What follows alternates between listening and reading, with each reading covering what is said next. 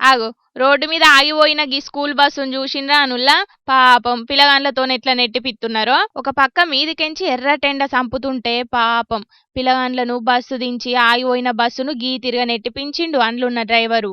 విజయనగరం జిల్లా రాజం కాడున్న గీ బడోళ్ళు బస్సుకు దినాం గిదే పనాట.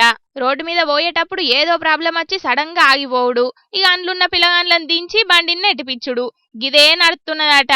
ఇక ఇదంతా ఆడున్నోళ్ళెవలో వీడియో తీసి సోషల్ మీడియాలో పెట్టే వరకు ముచ్చట బయటపడ్డది. ఫీజుల పేరు మీద లచ్చల కమాన పైసలు వసూలు చేసుడు ఎరికే గాని బస్సులు కండిషన్లో ఉన్నాయా లేవా అని చూసుకునుడు తెలియదా?